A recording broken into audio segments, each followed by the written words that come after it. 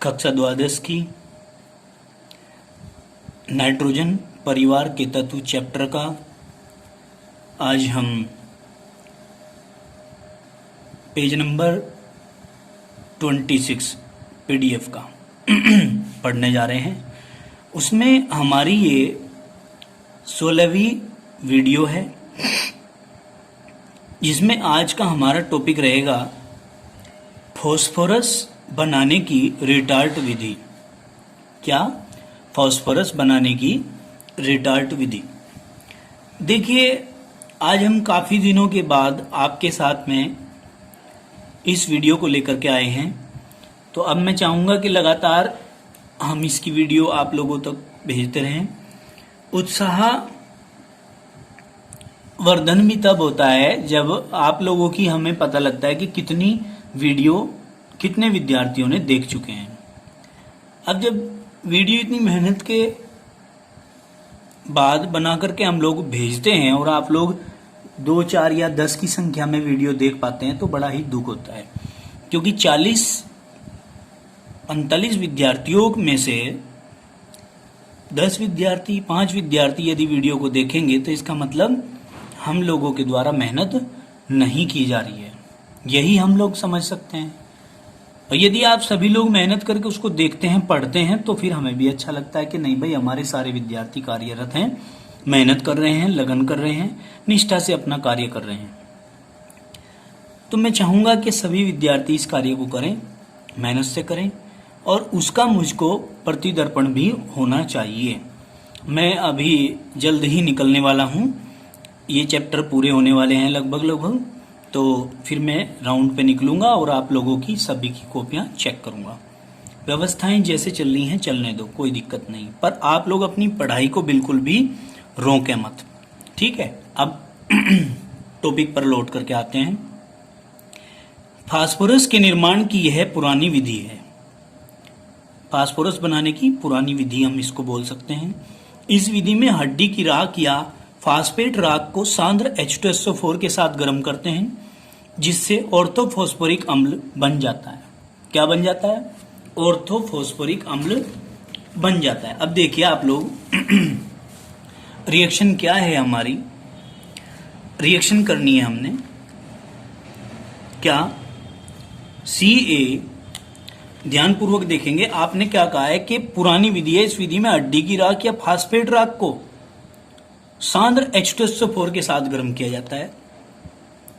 CaPO4 का whole thrice plus 3H2SO4 is equal to, देखिए CaSO4, यहां से ये SO4 और यहां से ये Ca, आप लोग क्या करेंगे?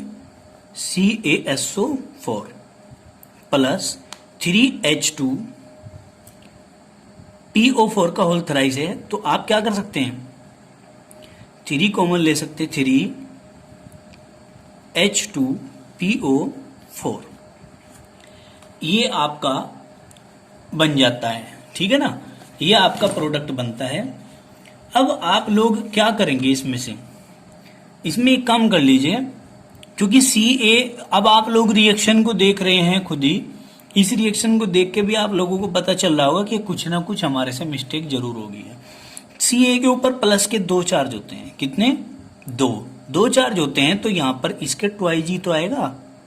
ये बात आपको समझने की है, इतना माइंड खुद भी लगा लिया करो कि Ca के ऊपर तो पॉजिटिव के 2 होते हैं, 3 नहीं होते, तो जब 2 होते हैं तो 2 ही लेने पड़ेंगे यहाँ PO4 के। अब हमने क्या किया, यहाँ पर 3H2 और यहाँ पर 2, तो हम इसमें से क्या करेंगे?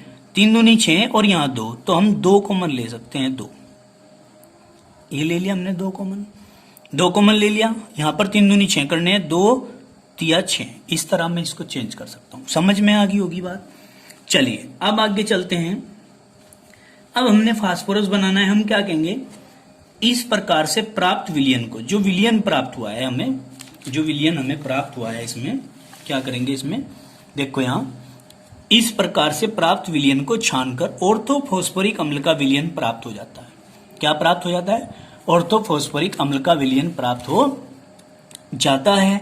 प्राप्त गाढ़े द्रव को, जो गाढ़ा द्रव प्राप्त होगा उसको तेज गर्म करते हैं, जिससे ऑर्थोफॉस्फोरिक अम्ल मेटाफॉस्फोरिक अम्ल में अपघटित हो जाता है। इसको हम क्या करते हैं भाई, ये जो गाढ़ा द्रव हमें प्राप्त हुआ था इसको हम तेज गर्म करते हैं, और तेज गर्म करने पे क्या होता है भाई, ऑर्थोफॉस्फोरिक अम्ल मेटाफॉस्फोरिक अम्ल में बदल जाता है। देखिए हमारा ये है H3PO4, हम लिखते हैं H3PO4, इसको गर्म करेंगे, यहां से H2 हाइड्रोजन के 2 निकाल दीजिए, ऑक्सीजन का 1 निकाल दीजिए, H2O बन जाएगा, प्लस हमारे पास क्या बचा, हमारे पास जब हाइड्रोजन के 2 निकल गए तो हाइड्रोजन का 1 रह गया, और यहां पर PO3 रह गया। ठीक है, यानी कि मेटाफॉस्फोरिक अम्ल।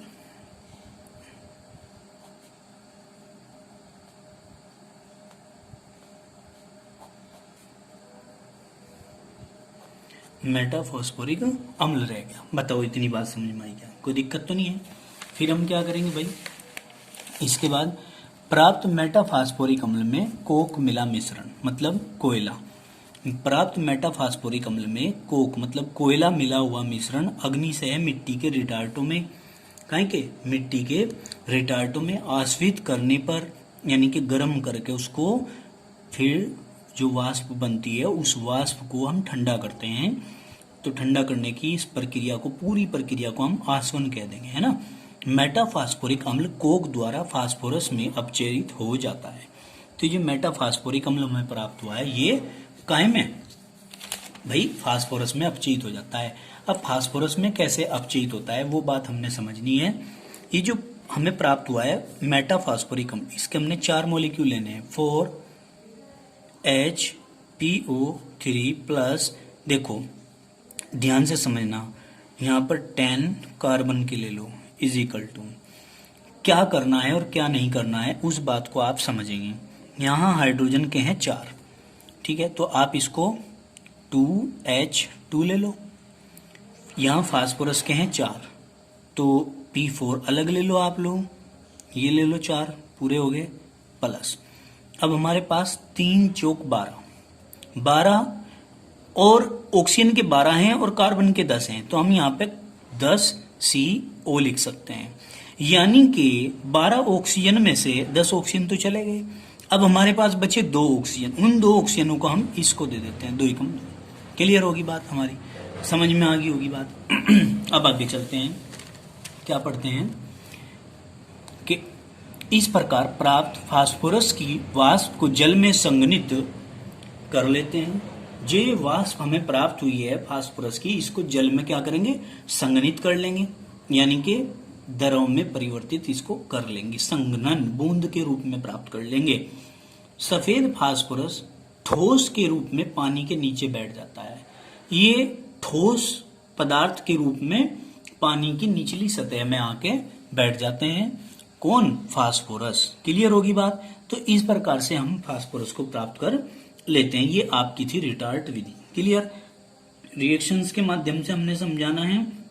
सबसे पहले मैं इसको शॉर्टली थोड़ा सा समझा देता हूं, आउटपुट दे देता हूं आप लोगों को कि हम क्या करेंगे, हमने क्या क्या लेना है, इन चीजों को आप लोगों ने समझना है। क्या करेंगे भाई, देखो यहां ध्यान से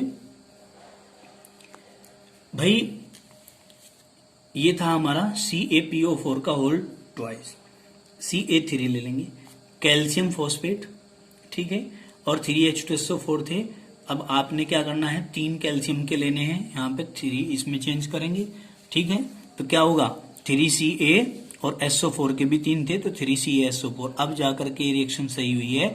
अब अगर इस बात को कौन बच्चा देखेगा, अब अपनी गलती को, फॉल्ट को, ये कुछ चीजें मैं छोड़ देता हूं ताकि आप लोग इसे समझ सकें, आप लोग ये देख सकें कि कुछ गलती हुई है क्या। अब आप लोग स्वयं खुद इन्वेस्टिगेशन अपने आप में करें कि कितने बच्चों ने इस चीज पे उस समय ध्यान दिया जब हमने ये रिएक्शन अभी अभी पढ़ाई थी।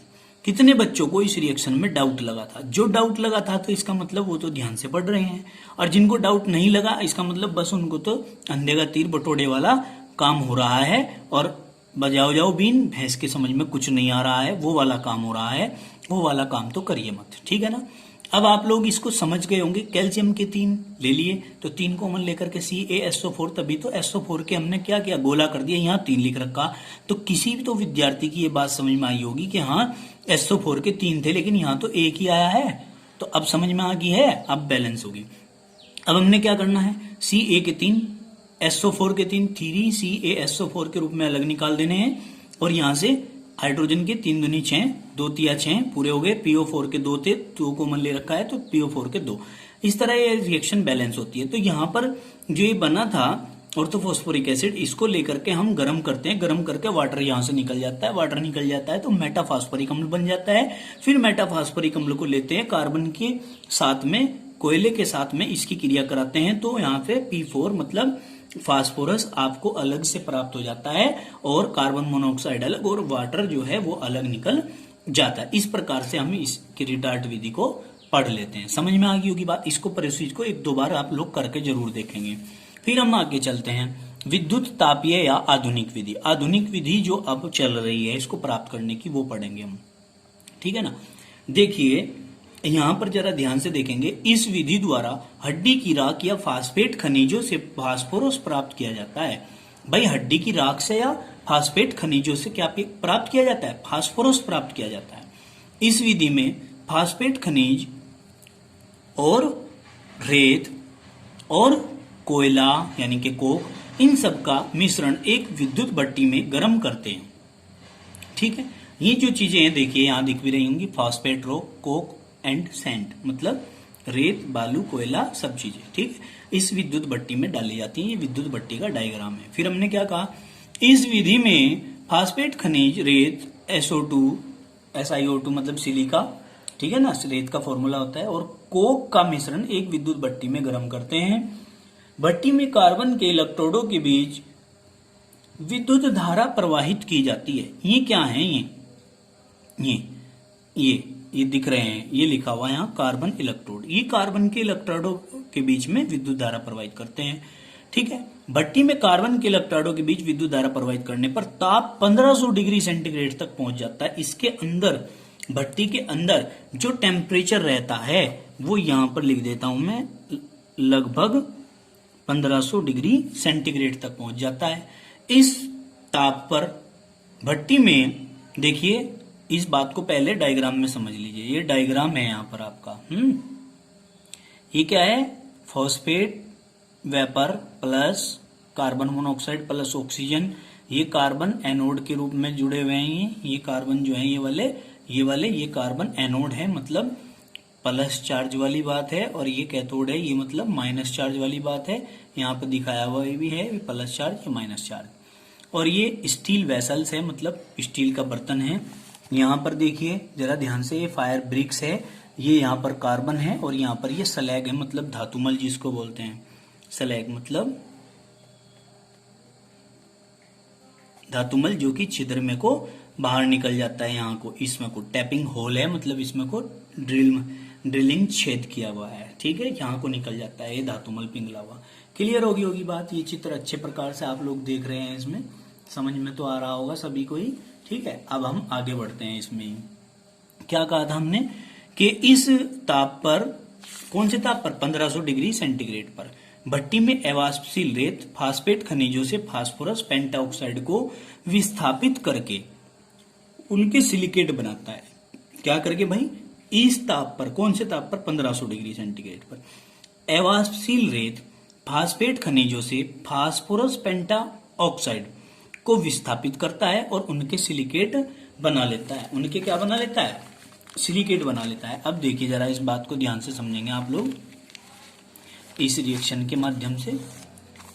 भाई क्या करना है, कैल्शियम फॉस्फेट 2Ca3PO4 का होल थराइस, बताओ यही होगा क्या? फिर वही गलती, फिर वही बात, दोबारा से। कैल्शियम के ऊपर प्लस के कितने चार्ज होते हैं, 2, तो इसका मतलब यहां भी क्या होगा, 2 ही होगा। याद रखेंगे बात, अब गलती नहीं करनी दोबारा। प्लस हमने क्या करना, 2 दिया 6 SiO2, clear, is equal to, क्या करूं, क्या करें हम, देखिए 2 तिया 6, 6 ही हैं, तो 6 कॉमन ले लो, 6 CaSiO3, 6 CaSi ऑक्सीजन के 2 छिक 12,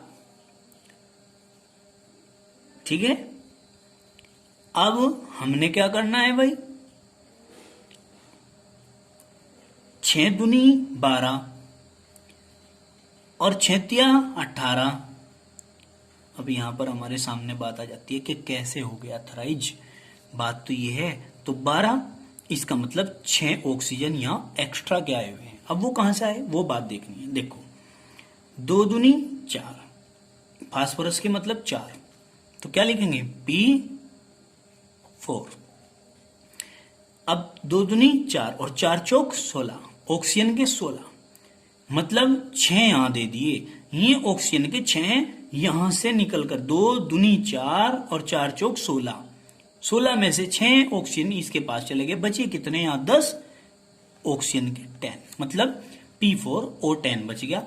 अब P4O10 प्लस 10 कार्बन ले लो, 10 कार्बन ऑक्सीजन को लेकर के P4 शेष रह जाएगा, 10CO मतलब कार्बन मोनोऑक्साइड अलग निकल जाएगी। बताइए इतनी बात समझ में आई है क्या, कोई दिक्कत तो नहीं है। चलिए अब आगे चलते हैं। ये कहा CaSiO3 पिघलाकर धातुमल के रूप में भट्टी के नीचे बैठ जाता है।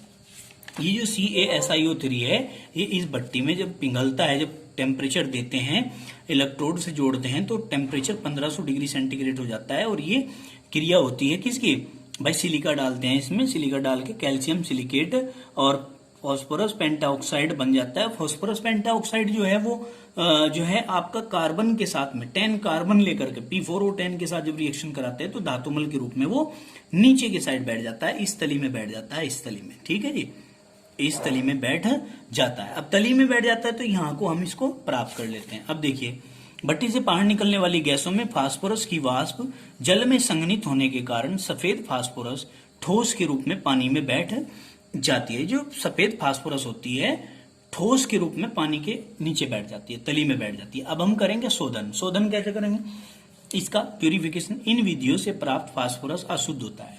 जो इन विधियों से हमें फास्फोरस प्राप्त हुआ वो कैसा होता है, अशुद्ध, मतलब उसमें क्या होती हैं, बहुत सारी कमियां होती हैं, बहुत सारी अशुद्धियां होती हैं, तथा इनका शोधन करने के लिए प्राप्त अशुद्ध फास्फोरस को H2SO4 व K2Cr2O7 पोटेशियम डाइक्रोमेट नाम है इसका, ठीक है ना, के साथ एक टैंक में, पोटेशियम डाइक्रोमेट के साथ एक टैंक में हल्का गर्म करने पर कुछ अशुद्धियां ऑक्सीकृत होकर वाष्पित हो जाती हैं, मतलब अलग निकल जाती हैं, तथा शेष अशुद्धियां मल के रूप में द्रव की सतह पर आ जाती हैं।